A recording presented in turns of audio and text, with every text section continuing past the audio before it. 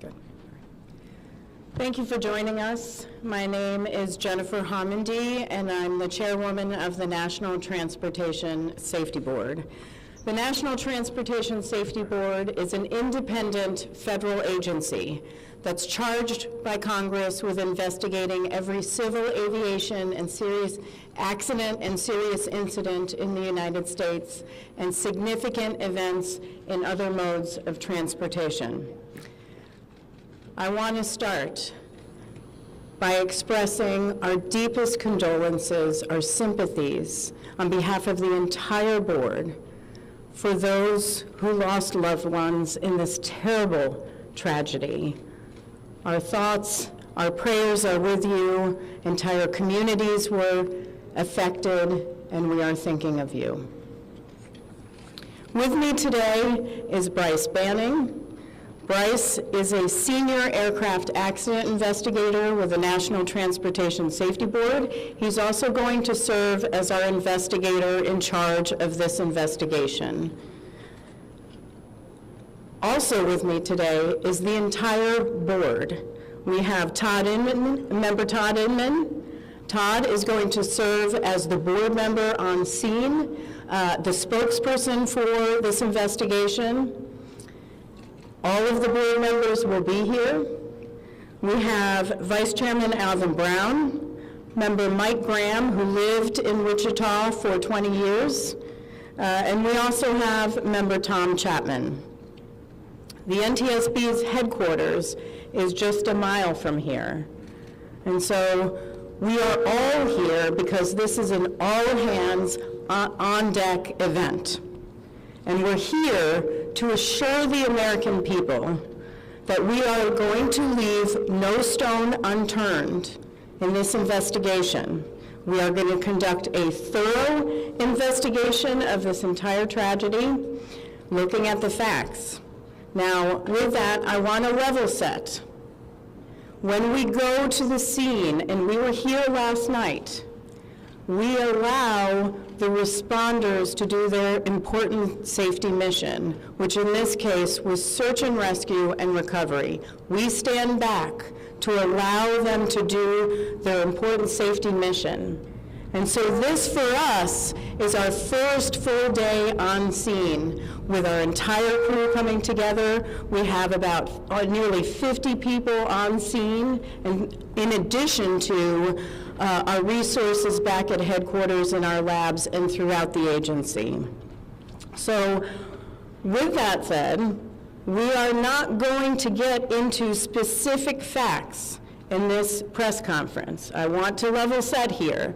We're going to get into our investigative process. As we are able to confirm factual information, we will provide that. I do want to say this is a whole of government effort. I was able to brief, along with others, the President of the United States and the Vice President this afternoon. I want to thank them for their leadership, for their tremendous support of the NTSB, for our investigators, and for the responders that are on scene doing an important mission. I also want to thank Secretary Sean Duffy, who I was communicating with early on after we first got word of this tragedy. We've been working together throughout the day, along with his team at the DOT and within FAA. I also want to thank Secretary Pete Hegseth, who was also integral in working with us today. Chris Rocheleau, the acting administrator of the Federal Aviation Administration. We've heard from many members of Congress on both sides of the aisle, and so I will say this is a tremendous, one more time, whole of government effort. I also want to take a moment and thank the many, many responders that have been on scene. It has been an incredible effort. And I will have a full list that I will provide, that we will provide tomorrow, but I do want to thank them for all their work. With that, I'm going to turn it over to Member Inman for additional remarks.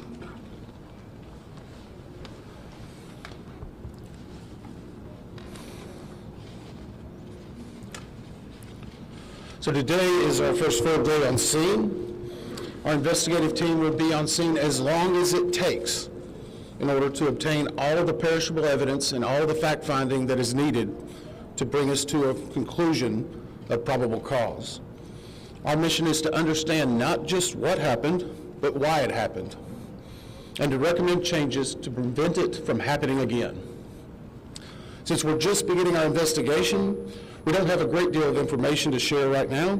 We will keep you informed by giving regular updates as we learn more. Our intention is to have a preliminary report within 30 days, and the final report will be issued once we've completed all of our fact-finding and investigation. Now, we will not be determining the probable cause of the accident while we are here on scene, nor will we speculate about what may have caused this accident. Today, we will be going and having an organizational meeting and establishing our parties to our investigation. We currently have the following parties that are already identified: PSA Airlines, GE Aerospace, Sikorsky, FAA, involved in the accident. We offer that because they will provide technical expertise and relevant information supporting the development of the best possible factual record. Once they join this investigation, they are not permitted to release documents or talk publicly about the investigation without the consent of the NTSB. So I want to stress this. It is only the NTSB that will provide information related to this investigation, with one exception. Regarding the fatalities that occurred, that notification will be handled by the DC medical examiner. We will not be discussing fatalities or names.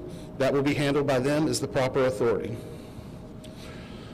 So we want to talk a little bit about our process. We will analyze the facts and determine the probable cause of the accident, and then issue a report of those determinations. I also want to talk a little bit about some additional people that are here with us, and they're very important to us, and that is our family assistance group. Later today, we will be briefing the families. We normally try to do this before a media event, but in this case, they're still arriving. Our family assistance specialists are already working closely with local officials and others to help assist them in their efforts to support everyone that's affected by this accident. And let me just reiterate what the chair said. A loss of life in an aviation accident is very unusual in the United States, and our heartfelt sorrow goes out to everyone that's affected. It affects us, it affects everyone around us. There are a lot of people hurting today. We will help find out what happened. We will do it factually, and we will do it accurately. As part of this, we are going to be standing up some specific working groups. Those working groups will be operations. They will be looking at the history of the accident flight and crew members' duties for as many days before the crash as appears relevant. We'll be forming a structures group, which will be the documentation of the airframe wreckage and the accident scene, including calculation of impact angles to help determine the plane's pre-impact course and altitude. We'll have a power plants group. They will do the examination of the engines and the engine accessories. We'll have a systems group.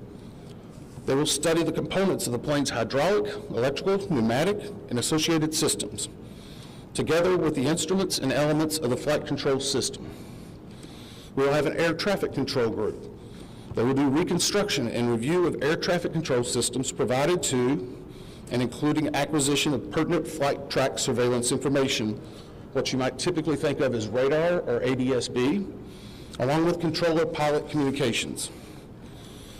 We will also have a survival factors group. They will be doing the documentation of impact, forces and injuries, community emergency planning, and all crash and fire rescue efforts. Also, due to the unique nature of this crash, we will be having a helicopter group as well. Lastly, we will have a human performance group, and this will not be its own group. It will actually be a part of the operations, air traffic control, and helicopter groups. They will study the crew performance and all before the accident factors that might be involved in human error, including fatigue, medication, medical histories, training, workload, equipment design, and work environment. Now, we're going to take a few questions, but I will again stress, we don't have a lot of information now. We will continue to gather that. We will try to release it as we can, but we will only talk about the facts of the case that we know right now. So, I'm going to ask, we're calling a few people. I'm going to ask that you state your name and affiliation. James Matthews from Sky News. So we've heard from President Trump today talking about DEI hiring policies within the FAA and associating that with the cause of this accident. What do you say to that? Well, unfortunately, I didn't hear the remarks. I was briefing House and Senate members, but I believe, Chair, would you like to take that? As part of any investigation, we look at the human, the machine, and the environment. So we will look at all the humans that were involved in this accident. Again, we will look at the aircraft, we will look at the helicopter, we will look at the environment in which they were operating in. That is standard in any part of our investigation. I'll turn it back. Chair, can I ask you, has the flight data recorder been recovered yet? And what is the difficulty in a water disaster like this, which presents a very difficult environment for your investigators and the people out on the water right now? Well, the question was on the flight data recorders. And we have not recovered the flight data recorders yet. We know they're there. They are underwater. This is not unusual for the NTSB. We have many times recovered flight data recorders in water. We have our lab right here that is about a mile from the NTSB, so it's not unusual. And once we get those, we'll be able to get those read and information from them to be able to provide further information to you. I'm going to turn it back over to Member Inman. Sir?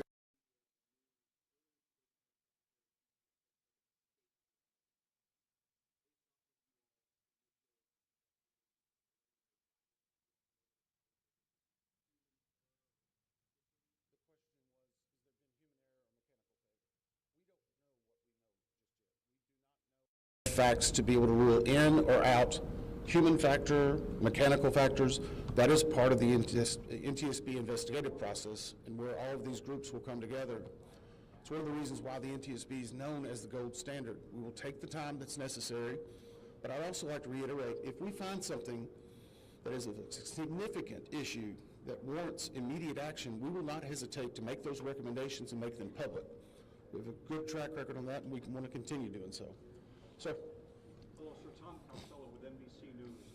Does it hurt your investigative process, maybe for the chairman, does it hurt your investigative process to have the president already suggesting possible causes here as you try to keep an open mind and begin this investigation? Tom, with all due respect, I think the press also likes to state what probable cause is before we get to the probable cause. So what I'm going to say is you need to give us time. You need to give NTSB, it's not that we don't have information. We do have information. We have data. We have substantial amounts of information. We need to verify information.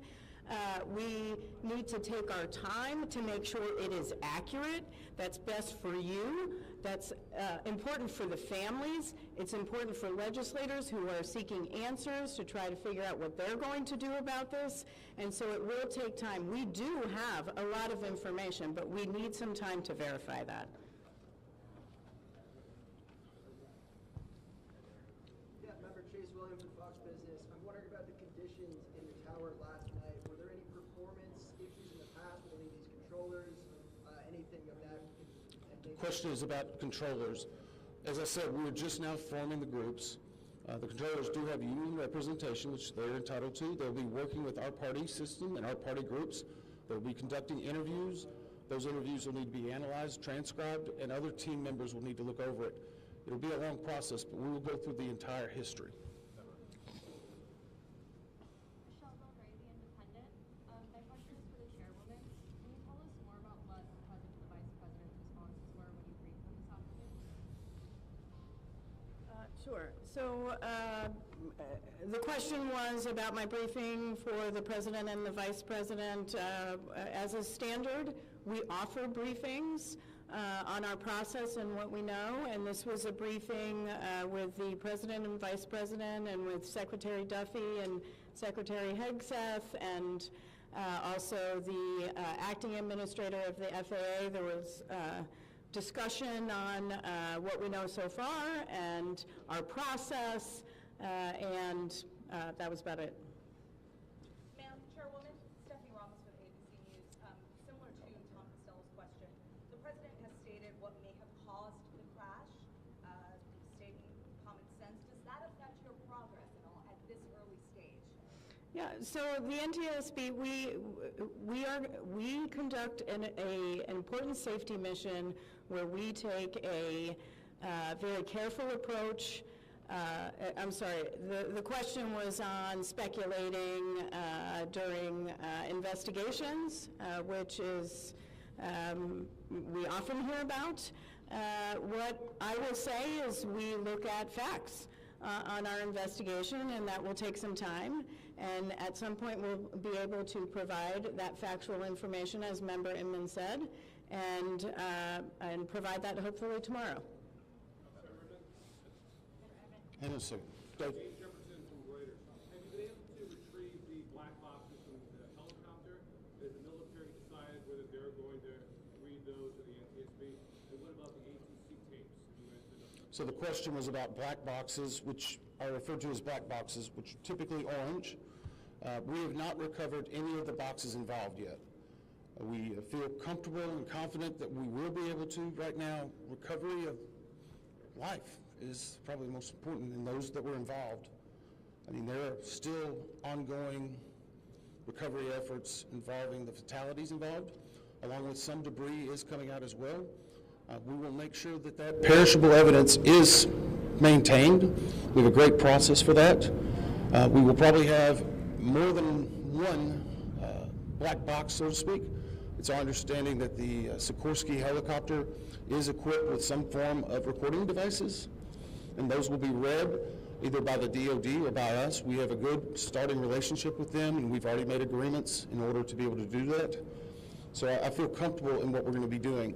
The other question was about air traffic control. We received a very large package of information from the FAA at about 3 a.m., I believe, this morning. That is still being reviewed and analyzed. I would say there's a lot more information that usually comes in that than what you may find online and people might speculate about. And that is part of that overall process where we take the time to get the information correct and to make sure all the parties are engaged and involved and can fact check that information. One. Gabe Cohen from CNN. Can you tell me if the NTSB has reviewed this FAA internal report that has been cited by the New York Times indicating that the controller that was on duty at the time of the crash was doing a job that's usually done by two people? We have not reviewed any specific reports about the controllers at this time, at least from the leadership team. Our investigators are continuing to pull all that information. Their personnel records, their files, where they were at, whether they were fatigued, all that information will be part of that investigative process. But right now, we can't speculate on anything that may have been reported in the media until we get the opportunity to validate and understand how it impacts the investigation. We're going to take just a few more questions. Sir? Yeah, Oren Khanna, Zebra Magazine. What's the process and the logistics like of bringing the families in? Are they coming into the airport? And how are you going to sort of treat the sensitivity of bringing them to the place where this tragedy happened? So the question is about the families. And many of those families are still en route. Some are still being notified from both the military and from the commercial crash. There is a family assistance facility that's being stood up by American and PSA Airlines in Bethesda, Maryland. They've already been working on that, standing it up. Our team from our disaster assistance team has also been coordinating with them. We plan on briefing them. It is customary that at some point, if the families wish to go to part of the accident site, that we would arrange such a thing, but it will only be when we know that it's safe, we have the correct perishable evidence, and we can do it in the proper modesty that should be for those family members. It will be a little bit of a process, but it will take some time. Sir, to follow up on the air traffic control system. Now, so, are you? I know that Marielle Carville with DC News now. We've heard from some witnesses down the slides of the plane? Has there been any indication that people made it off the plane into the water? Well, again, we will not speak to the fatalities. The D.C. medical examiner will, but I think the D.C. fire chief this morning very succinctly said correctly that we believe there are no survivors. What were they off the plane? Like, did they even get out of the plane? Last question? So, hang on one second. Right now, we're going through the debris fields. Nothing we've seen would indicate that maybe slides or chutes were deployed. It was a very quick, rapid impact, but we've seen nothing in that regard so far from the evidence we had, but we still need to verify all of that information. One more question? Story Sam, right here. Sure. Are you going to be looking at the family member's cell phone? Go ahead. Jeff Cook, ABC News. What do you know about the altitude of the helicopter at the moment of impact? And can you talk about the procedure for such helicopters in that area? The question was about the helicopter procedures, and in D.C. it's kind of a unique environment.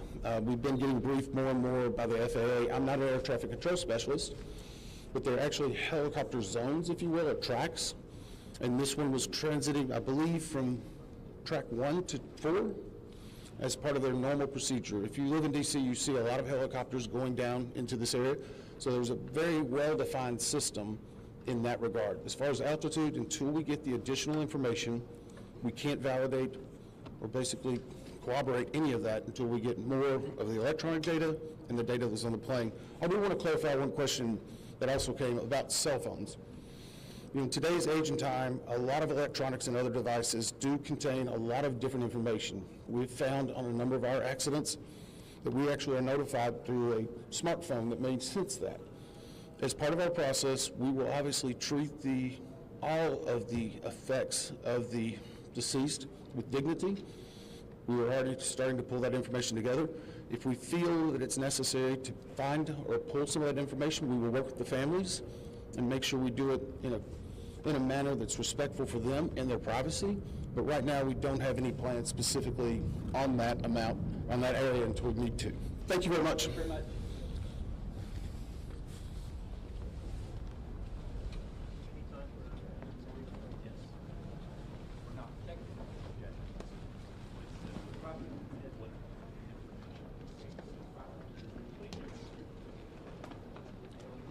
For further updates on media briefings and other developments, please follow on X or Twitter at NTSB_newsroom. That's where press briefings will be announced. If it's not announced on NTSB Newsroom, that means we are not having one.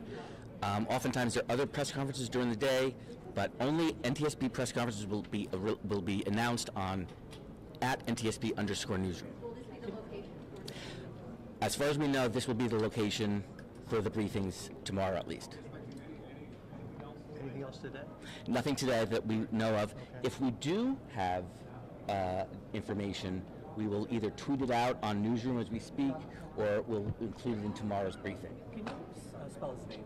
Sure. It's NTSB board member Todd Inman. TODD-IN as in Nancy, M as in Mary, AN. And it's NTSB Board Chairman Jennifer, regular spelling, Homendy, HOM as in Mary, EN as in Nancy, DY.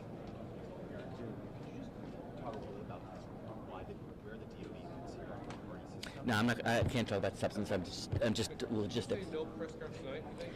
We have no press scheduled tonight. If we do have additional news to announce, it will be on Newsroom Twitter. But definitely tomorrow, probably here. Probably here, probably around possibly right at the same time. Once again, please do not call Media Relations to ask about the status of press conferences. Everything will be announced on at NTSB_newsroom. Thank you. My name is Frank. Oh, Frank, thanks.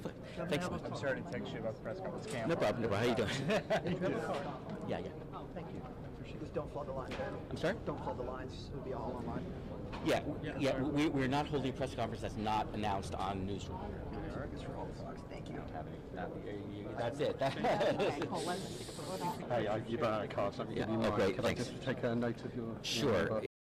Please like and subscribe for the latest news updates.